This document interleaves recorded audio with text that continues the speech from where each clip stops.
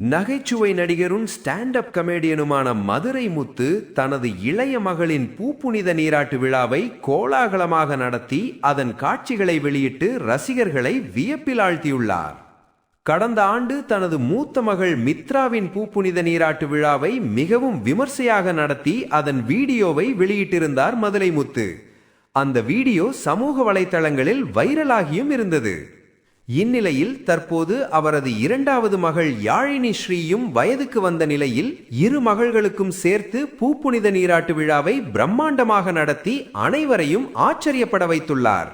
இந்த விழாவின் காட்சிகளை மதுரை முத்து தனது இன்ஸ்டாகிராம் பக்கத்தில் பகிர்ந்ததும் ரசிகர்கள் மற்றும் நெருங்கியவர்கள் பலரும் அவருக்கும் அவரது மகள்களுக்கும் வாழ்த்துக்களை தெரிவித்து வருகின்றனர். கலக்கப்போவது யாரு மற்றும் அசத்தப்போவது யாரு போன்ற ரியாலிட்டி நிகழ்ச்சிகளில் கலந்து கொண்டு பிரபலமானவர் மதுரை முத்து.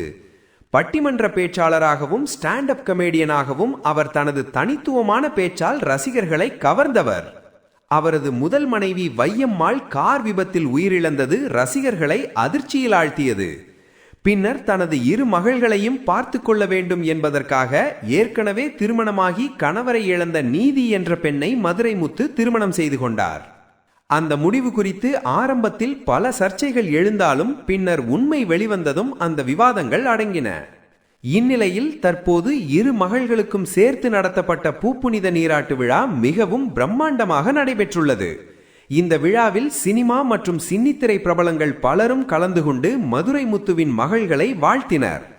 அதிலும் குறிப்பாக குதிரை பூட்டிய தேரில் தனது மகள்களை இளவரசிகளாக அமர வைத்து தானே சாரதியாக இருந்து தேரை ஓட்டிய காட்சி இணையத்தில் வைரலாகி அனைவரையும் வியப்பில் ஆழ்த்தியுள்ளது. மேலும் நாஞ்சில் விஜயன் தனது மனைவி மற்றும் குழந்தையுடன் இந்த விழாவில் கலந்து கொண்ட வீடியோவையும் வெளியிட்டுள்ளார்.